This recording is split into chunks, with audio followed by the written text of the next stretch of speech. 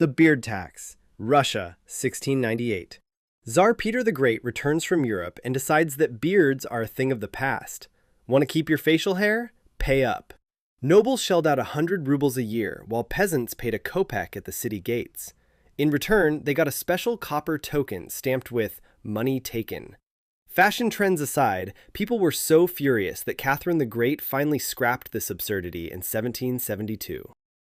The window tax, England, 1696. King William III needs war funds, but taxing people's income directly is a no-go. They'd riot. The solution? Count the windows. More windows meant a wealthier house, so you paid more. In response, Brits began bricking up their windows en masse. Homes turned into dark, damp tombs, where typhus ran rampant. This tax was literally killing the nation by cutting off light and air, until it was finally repealed in 1851.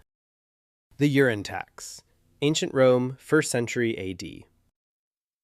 The treasury is empty, so Emperor Vespasian decides to monetize public restrooms. Back then, urine was a valuable resource. Its ammonia was used for tanning leather and bleaching togas. Vespasian slapped a tax on collecting it. His son, Titus, was disgusted. "Come on, Dad, that's nasty." In response, the emperor held up a coin from the tax for his son to sniff and uttered the legendary line, "Money doesn't smell." The Bachelor Tax. The USSR, 1941. A brutal war is raging, and the state desperately needs money to support orphans. Enter the tax on bachelors and childless citizens.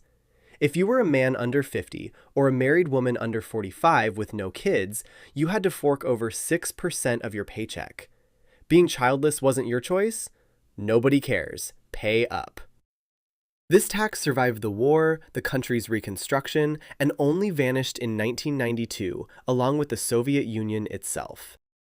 The shadow tax. Conegliano, Italy, 1993.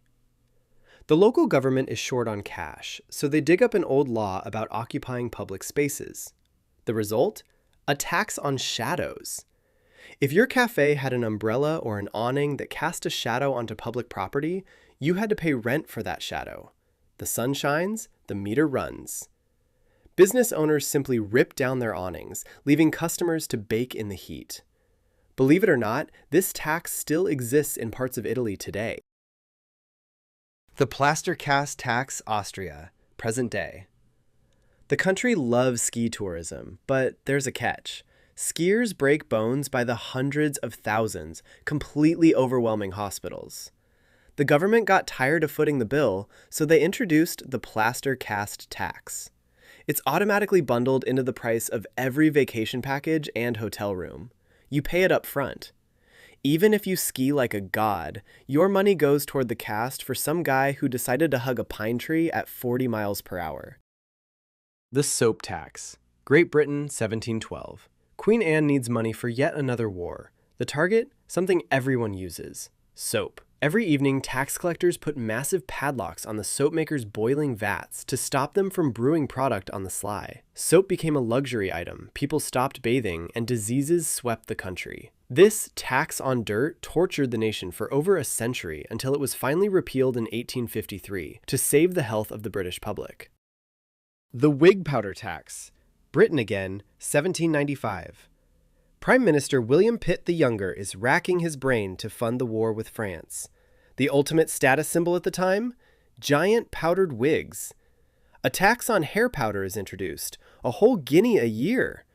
Pitt thought he'd strike it rich, but he was wrong. People simply stopped wearing the wigs. The trend shifted to natural hair in just a single year. Government greed literally destroyed an entire industry, though the law stayed on the books until 1869. The Cowardice tax. Medieval England, 13th century. King John is raising an army, but not all knights want to die in the French mud.